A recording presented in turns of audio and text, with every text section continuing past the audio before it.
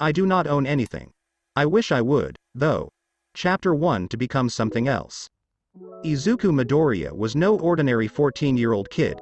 He wasn't ordinary because he didn't have something to make him stand out. To make him special. To make him be able to be a hero. For in a world of quirks and superhuman powers, being without one made him an abnormality, an outcast of society. It had been a rough day for Izuku. He was currently sitting on the ledge of a skyscraper's rooftop somewhere in Musutafu. His tear-stricken face only illuminated by the occasional lightning of the furious thunderstorm that was raging all around him. Izuku's eyes were a hard contrast to the seemingly everlasting storm. Where the downpour was full of energy and movement, his eyes were empty, void of any emotion. He did not understand why he took today's belittlements and insults so hard. He was used to it. Since the fateful doctor visit 10 years ago, all he was met with was pity and insults at best, and beatings or burn marks from his own personal tormentor at worst. But when his old childhood friend turned tormentor Katsuki Bakugo had told him to take a swan dive off the roof and hope for a quirk in his next life, something inside him had started to fracture. Like a mirror that was hit with a hammer, that something had shattered into thousands of pieces. But the final blow came from his idol All Might, who had told him straight to his face that he could not become a hero. When Izuku heard those words, the already fractured thing broke completely. And he did not know if it could ever be fully repaired again. Be whole again. He honestly did not think so. Another flash of lightning rocketed through the darkness and illuminated the rooftop for a second or two. Izuku took a deep shuddering breath and moved to stand up. His whole body was shivering. His muscles refusing to work properly. They were stiff from the hours he had been sitting there, not moving an inch, except for the occasional shivers and tremors that had wrecked his entire body. He did not know if they were related to the coldness or the shattering of the thing inside of him. But it did not matter to him now. Nothing did. He stood up stiffly and tilted his head back so he could gaze into the darkness that was tonight's sky. Another shuddering breath and he took a step backwards towards the rooftop exit. What time is it? How long have I been up here? Izuku thought as he slowly and stiffly worked his way forward. He hugged himself and rubbed his arms in a futile attempt to rid them of the lingering coldness that had invaded his whole body. He did not even know why he had stayed up here in the first place. He just wanted to get away from everything. From all the eyes that judged him. All the mouths that insulted him. And all the people who hurt him. Another couple of lightning bolts rocketed through the night, immediately followed by a booming thunder. Looks like the storm is directly above me now.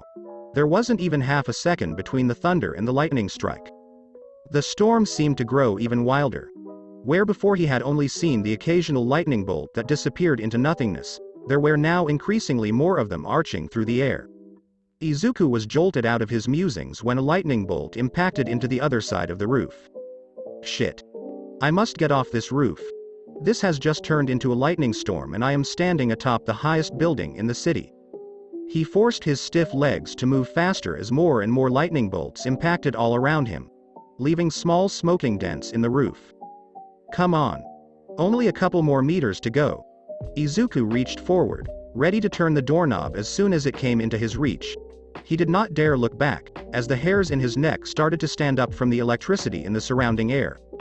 More and more lightning bolts impacted with the rooftop all around him as he finally reached the door and turned the knob. Nothing happened.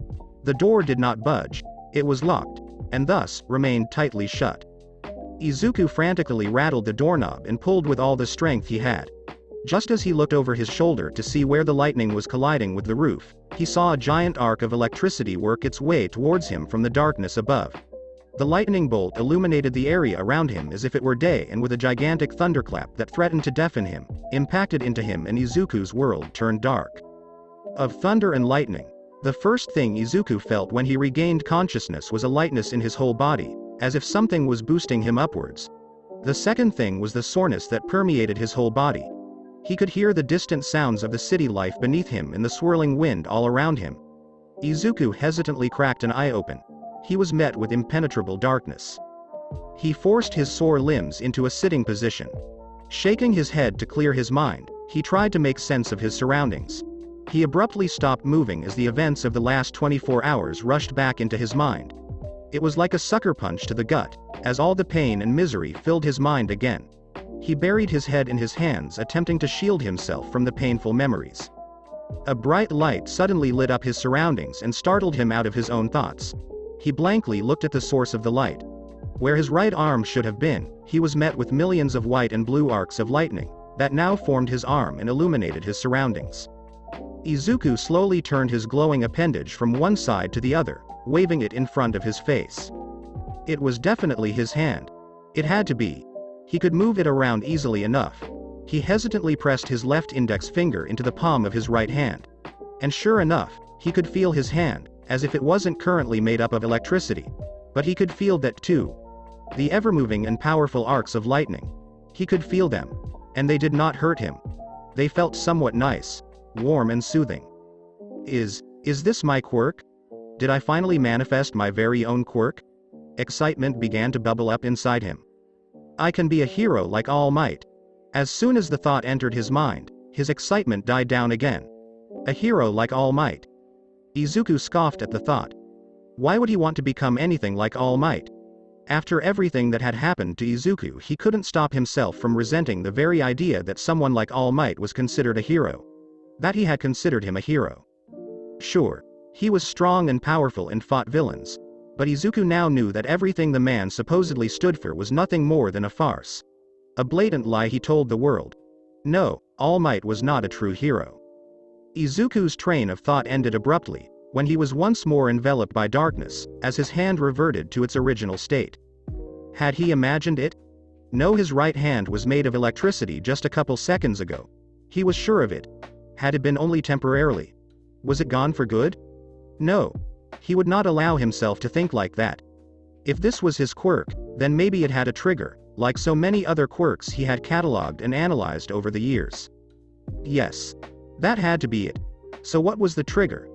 Thinking back to when he first noticed it, he was in deep thought about what had happened to him, and emotions. A lot of quirks get activated accidentally under extreme emotional duress. Like when Dad got that call from work years ago that made him so mad, he started breathing fire and melted the phone. So far that's the only lead I have. I can't really control it yet. That's something to figure out later. After I get down from this roof. Izuku slowly righted himself and stood up. He tried to recall how it had happened the first time around and tried to deliberately get himself into another emotional roller coaster. It turned out to be easier than he originally thought. While still focusing on the emotional anguish and self-pity that he had been in for years on end, he also willed his right hand to revert back into the millions of bolts of pure energy that he had seen before. Nothing happened. He stood there in complete darkness for several minutes, and nothing happened. He had to be looking like quite the idiot. Standing there with his right arm outstretched in front of him. His face scrunched up into an anguished expression. God damn it. Izuku screamed. I can't get anything to work. But why would I? I'm nothing but a pathetic idiot. I'm nothing but a Deku. The moment the last word escaped his lips, his whole body was glowing. He could see his right arm, still outstretched in front of him, formed by countless bolts of electricity. He could feel his whole body transform into ever-moving white and blue bolts of power. Yes. I did it. I really did it. Izuku couldn't stop himself from screaming from the top of his lungs. He walked the last couple of steps towards the now brightly illuminated door. His every movement felt more powerful. While he was still sore, he could feel the new element his body was now formed of radiating with pent-up power. Ready to be released. For the first time in Izuku's life, he felt powerful. In control. He reached for the doorknob and twisted it. The door was still closed. Obviously. Izuku mentally facepalmed. How did he forget the fact that he was still stuck here? Wait. He had power now. He focused on the hand that held the doorknob and willed it to transfer some of the pent-up energy into the cold, wet metal. He watched as some bolts of electricity started to arc around his fingers. But that wasn't enough. He needed to emit more, or he wouldn't be able to escape his momentary prison. Just melt. I'm soaked to the bone, sore from being sucked up by a sludge villain, flung across several city blocks by All Might, sore from being hit by a goddamn lightning, and I'm ready to be done with today. So just melt. Izuku used all his pent-up rage and frustration to try and push energy into the doorknob. and with a hissing sound the metal in his palm turned from a bleak gray to a dark red and then into a white red as it slowly turned into liquid and melted away. He pushed his index and middle fingers into the newly formed hole and pulled the door open. Coming to terms, Izuku's walk home was long and awkward. Not only was he wearing tattered and burned clothes, but parts of his body randomly reformed into as what he had dubbed his elemental state of being. They would stay in that state for varying amounts of time, no matter how hard he focused on it. He had no control over it. He really was not bothered by it too much now if he was to be honest with himself. He was far too emotionally drained by today's events to really care. Well, at least it keeps me warm. Not like the tatters I'm wearing will do that, were Izuku's thoughts as he looked at what was left of his sleeves.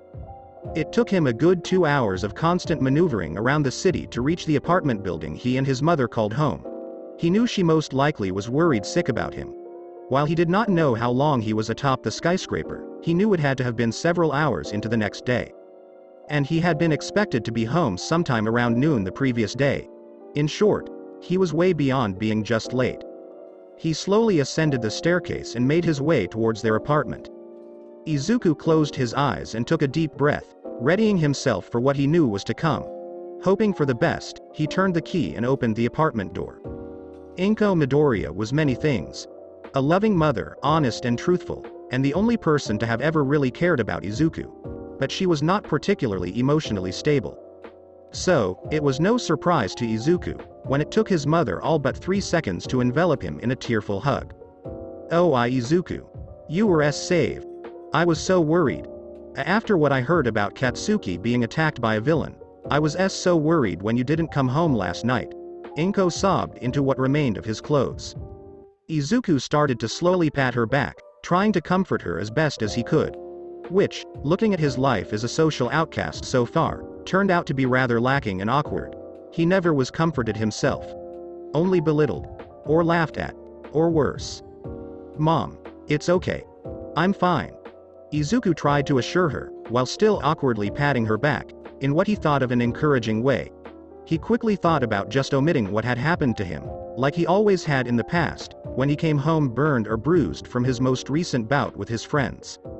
But where he once felt guilty and obligated to keep everyone happy, to not worry or get into trouble on his account, he now only felt the strong desire to do right by people.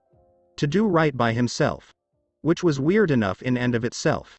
At least for Izuku, who usually was just as emotional as his mother, and never really considered himself to be deserving of anything.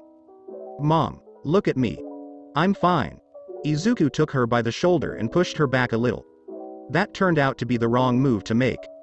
Apparently, his mother had not really noticed, or seen the state he was in before.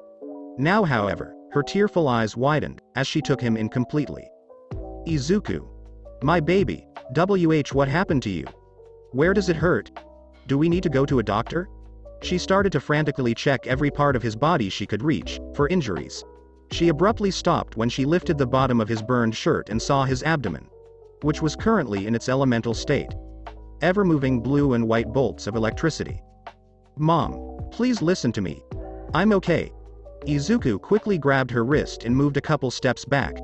The electricity did not hurt him. But after what he had done to the doorknob, he was not so sure if it was safe for others to touch him now. Especially since he could not control it yet. "I know I don't look like it right now. But I am fine. As to what happened to me, that's a bit more difficult to explain." Izuku sighed. This was going to take a while. And if he was unable to get his mother to calm down, it would be damn near impossible to get anything done. But after another 10 minutes of Izuku reassuring his mother while trying to stay at a safe distance away from her, and her tearfully calling the police to tell them that he came home, they were finally able to sit down at the kitchen table where Izuku began to explain what had happened to him. He started with his most recent encounter with Bakugo, telling her everything about from what had been done to him physically and emotionally. When he told her about Bakugo's advice regarding him gaining a quirk by throwing himself off a rooftop, Inko broke down again. He thought about taking a break to try and console his crying mother right then, but Izuku was resolved to get it all out into the open now. So, he kept talking. About his encounter with the sludge villain and his meeting with All Might afterwards and how the man had swiftly and cruelly shot his dreams and ambitions down. About how he had felt afterwards, sitting on the ledge of the skyscraper amidst the storm. about how he got hit by a lightning strike and how he discovered his new abilities soon afterwards. When he finally got to the end of his story, he stood up and walked over to the other side of the table to crouch down next to Inko. "I know there is a lot I just dumped on you, Mom, and I know we need to talk about it more, but I had a really long day, and I am beyond being just exhausted. Is it okay with you if we pick up from here tomorrow? I just want to head to bed now and sleep." "Of course, sweetie. That's all right." Izuku nodded and stiffly made his way towards his room. He walked in and silently closed the door behind him and sighed. He was greeted by close to 100 smiling faces of All Might. To him, the smile almost seemed mocking now. It used to be a comforting smile that encouraged him to dream on. To let himself believe that he too could become a hero, regardless of his quirk or lack thereof. But he could see past the facade now. Past the lies. Izuku sighed and closed his eyes while he leaned back on the door. This stuff had to go. He would not be able to rest otherwise. It took Izuku longer than he would like to admit to anyone to remove every All Might memorabilia and poster he owned. He stashed all of it in an unused closet. It would not do to just throw it all away. No matter how much he would like to do just that, or even better, burn them all, they were worth quite a lot of money and it would be better to hold on to them and sell them later. His room was now basically empty. Apart from his bed, the desk and chair, as well as 2 lamps, nothing of note had survived his purge. He would have to make do without a bedsheet as well. The thought of sleeping in a bed covered by All Might's face sent a shiver down his spine. And not in a good way. He thought about taking a shower first, but quickly dismissed the idea and settled on simply removing what remained of his clothes, letting them fall where he stood, and slipped into bed clad only in his boxers. Which thankfully were no All Might merchandise. They were in his colors, though. Red, blue and gold. He suppressed a sigh. His last conscious thought before finally drifting off to sleep was something that he would really have to think more carefully about in the future. "I hope I don't set my bed on fire while I sleep." Inko meanwhile slowly but forcefully pulled herself from the emotional downward spiral she had been in for the last 24 hours in general and the last hour specifically. Everything that had happened to her sweet Izuku seemed almost too despicable and absurd to be true. But it had to be. He would never lie about something like that. Even trough all her guilt, she felt amazed that Izuku had held on to his dreams for so long. Especially under the newly revealed circumstances. He had not backed down. Not given an inch. It was admirable that he had not broken earlier. But she had had no part in it. Quite the contrary. She had been the first person to deny him his dream. His own mother. She had never gotten over what she told him after the doctor visit 10 years ago. She had felt so guilty for not giving him a quirk and was so caught up in her own emotions, that all logical reasoning had escaped her back then. That would have to change. She promised to herself and Izuku. Whatever would happen from now on, she would do everything she could to support him in achieving his dreams. No matter if they had changed or not. But while she was relieved that Izuku was back and at least seemed to be physically well, she could not stop herself from being concerned about his emotional and mental well-being. No one lived through all that and came out unscathed. And he had changed. In the span of 24 hours, he had changed dramatically. And he did not seem to have noticed it yet himself. Where he just yesterday would have been an emotional, stuttering mess, especially when faced with her own outbursts. He now had just comforted her. It had been unskilled and awkward, but he persisted, nonetheless. And throughout the retelling of his story, he had not once stuttered and had held eye contact with her, no matter how much it must have hurt him to relive what he had told her. The worst change, however, was that he did not smile, not at all. No awkward smile to try and reassure her of his well-being. No happy smile when he talked about his newfound quirk. Nothing. And it was scaring her. Izuku had always smiled, no matter the situation. It was not like his face had been void of emotion either. Quite the contrary. She had been able to clearly see all the hurt and pain he had felt when talking about Katsuki and All Might, and some not so subtle disgust when talking about the latter. But it seemed like somewhere between Katsuki and his meeting with the pro-hero, Izuku had lost a part of himself. Had lost his smile. And it hurt her like nothing had ever before. Especially considering her own part in it. Izuku woke up to the sun shining brightly, illuminating his room. He guessed it had to be around midday. Without his now packed away All Might clock, he had no way of confirming it. The school day would be over by now as well. So, there was no point in hurriedly getting ready to leave. Looks like mom let me sleep in and skip school. He breathed in and out deeply and stared at the ceiling. Had yesterday really happened? Yes. If the lack of his hero merchandise was the first hint, the raw power he felt all through his body was a dead giveaway. There was much to do, he thought. He would need to study and experiment with his quirk. The other applicants for the hero schools had close to a decade of time to get used to and train their quirk. He would have all but 11 months to get into fighting shape. It would be tough, but if pretenders like All Might and others like him could become powerful, so could he. And he would become a true hero. Izuku stood up, grabbed a change of clothes and made his way towards the bathroom.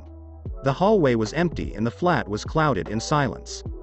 Looks like mom went out for the day, Izuku murmured while making his way towards the flat's little bathroom that he shared with his mother. He dropped his clothes on a bathroom cabinet next to the sink. He stopped dead in his tracks, eyes wide as he caught his image in the mirror hanging right above it. Countless white and red scars made their way all over his upper body, having their starting point right at his sternum and flowing downward. Like an intricate tattoo, they showed the way the electricity took in his body. He turned his left shoulder around to have a look at his back, where he was originally hit by the lightning bolt. And sure enough, he found a red and white circle right where his spine connected with his skull, with small fissure-like scars arching outwards. Well, this isn't so bad. They don't hurt and actually look kind of cool, Izuku mumbled while tracing some of the bigger scars on the left part of his chest. He turned fully and turned the water on in the shower. He removed the last piece of clothing he had on and started to make his way into the shower when a sudden thought made him once again freeze in place. I'm either made of or parts of me turn into electricity. Would the water hurt me? Could it short-circuit me and leave me incapacitated? Could it kill me? Shit. This is bad. Izuku stumbled backwards away from the flowing water as if he were burned. He took a couple deep breaths to steady himself. Okay. Yesterday I was laying on that roof for who knows how many hours. And it was raining heavily for at least the beginning after I was hit by lightning. So, thinking logically, water should not have any effect on me. Right? But I do not know if parts of me changed into its electrical state of being while I was unconscious. And if it only affects me when I am changed. And when I woke up and started to notice it, the rain had already stopped and while I was still wet, that does not necessarily mean anything. Izuku stopped his mumbling when he realized that there was no way around testing it, and now was as good a time as any. He carefully reached forward with his right hand, which was currently unchanged. He readied himself and put it into the water stream. Nothing happened. He sighed in relief. Water was not his ultimate enemy just yet. The only problem remaining now was that he did not know how water would affect him in his elemental state, and that he currently had no way of stopping parts of him fluctuating between the two states. He would eventually have to test how water did affect him in that state, but he figured he should not be alone for that part. Izuku sighed and carefully reached around the stream to turn the water off again. He would have to settle for lick and a promise for now. The whole process of slowly and carefully washing himself with a washcloth was rather idiotic. Even more so when it took him more than half an hour to do it. Washing your own back while trying to keep watch of any signs of electricity was rather awkward. But at least he felt somewhat clean again. It would not do to get his fresh set of clothes dirty so soon. He did not really own a lot right now. At least no All Might unrelated ones. He would have to go shopping very soon. A soft knock at the door pulled him out of his musings. Izuku. Are you Aori? Is everything okay in there? Inko stopped herself from asking if he was alright. She knew he wasn't. His mom had apparently come back. Yeah, Mom. Everything is fine. I'll be out in a minute. Okay. I bought takeout. You must be hungry, right?